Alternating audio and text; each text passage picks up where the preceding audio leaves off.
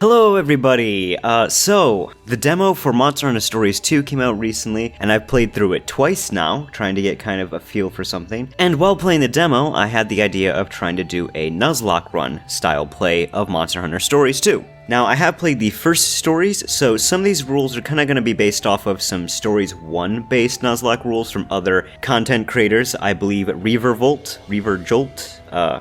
can't remember his name, but he had done some videos of some Nuzlocke-based rules, and I know other members of the community have done like Nuzlocke rule-based things for the first stories as well. So a lot of these kind of borrow from that, as well as just some ideas of my own, and based upon how the demo presents itself, because this isn't the full game, so we'll have to see how that all goes once the game finally releases this Friday, actually, at the time of this recording. It'd also be cool if any of you that are watching this video have any ideas. By all means, put them down. Like, this is just kind of a in-works progress kind of thing. So here are the rules that I've come up with so far. Rule number 1. If a monster happens to lose a heart, it's counted as fainted, dead, whatever, and you cannot use it anymore. I don't really have any rules for when it comes to the hunter losing a heart. I know some people say you have to get rid of that armor set.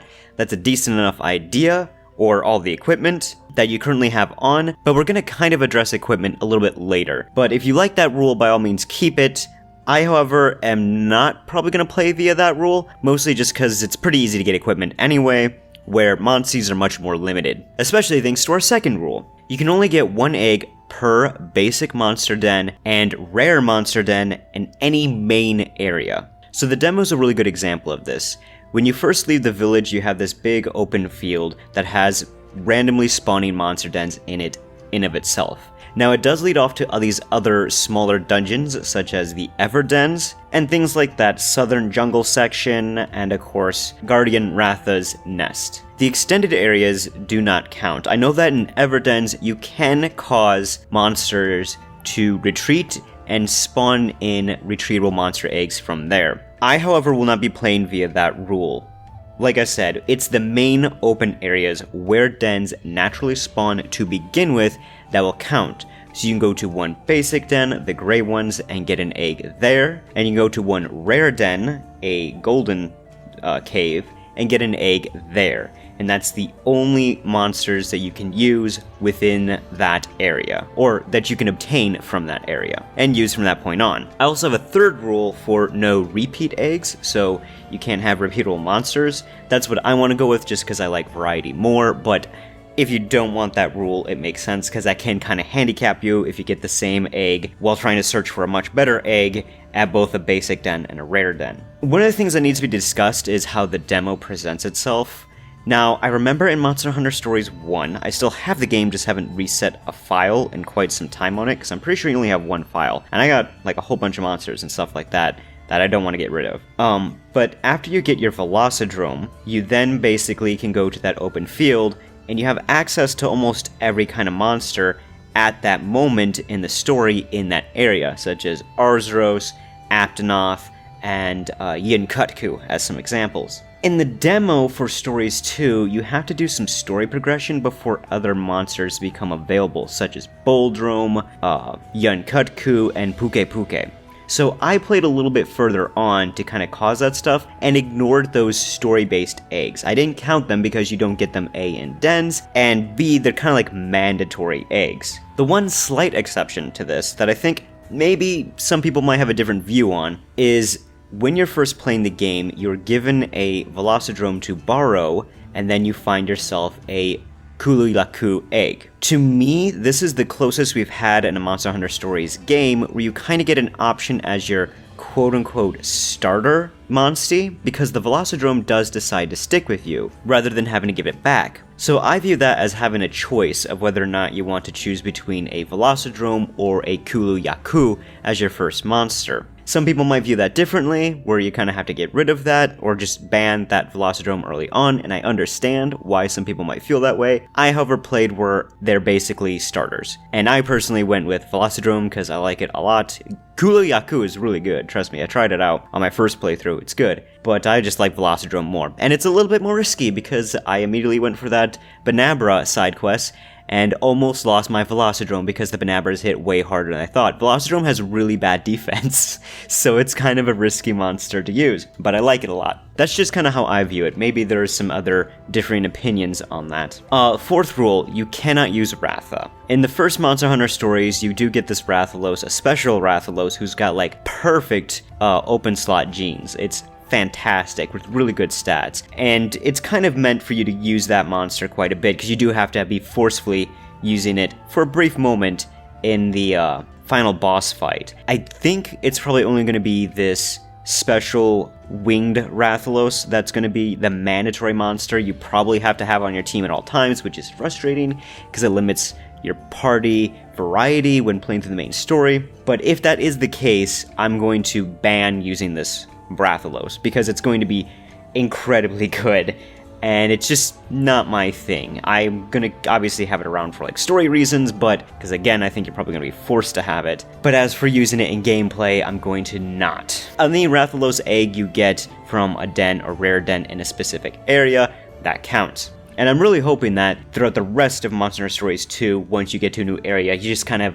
can get whatever egg you want at any time, or you just have access to all the eggs of a monster in that area without having to like do story progression for that monster to become available, because that's going to be really annoying if that's the case. A little side note here as an extra rule, we'll call this rule number 5. I'm not going to allow trying to get Everden Eggs. If you don't know, there's these new dens called Everdens that can get you bottle caps. They can have some pretty good monsters to go in to just beat up and get some good EXP off of. And on top of that, they do have like one egg in them. I'm not allowing those eggs. Again, it can only be from basic dens and rare dens in main open areas. And a caveat to that would be, since there's going to be co-op in this game, and there are going to be these co-op expeditions, those are banned as far as I'm concerned when it comes to getting eggs that are exclusive to those. Maybe some people might view differently, but I'm personally on my playthrough going to ban them, which sucks because I really want the Palamute, but since it's only via that, I'm not going to allow that to be accessible. Just because I'm not really certain about how many there could be. That could give you way too much access to too many monsters right away, but that's just how I feel. As well as any other DLC eggs. Those are just going to be banned in terms of the main story stuff. Rule number 6 is limiting the use of items. This one's weird. So in the original Monster Hunter stories, you have an item pouch, and you have to restock that item pouch because you're limited on what items you have. Well, you don't have to restock it. As long as you have so many items, it automatically refills itself. You have to choose which items you have in that pouch, and you have a limited option to what items you have access to. I think you only get like 10 items, and that's about it, which is not a lot, actually. And it kind of limits to how you're going to play, whether or not you want to use traps, bombs, healing items. You're going to need certain things like maybe sometimes cool or heating mist, depending on the location of where you're at. It was an interesting idea, and I think it was a really good idea to kind of have as a limiting of using items, because well-done steaks are really great healing items, as well as mega potions. But in this game, in Monster Hunter Stories 2, when using items, there's no item pouch. You just seem to have access to every single healing and battle item that you currently have, which certainly helps for people that are new to RPGs and want a little bit more accessibility. But I feel like it's a little overpowered when it comes to trying to do a Nuzlocke style challenge. You could do a complete no item run, but I feel like the way Monster Hunter Stories and Stories 2 currently is going, you don't have a lot of access to natural healing moves.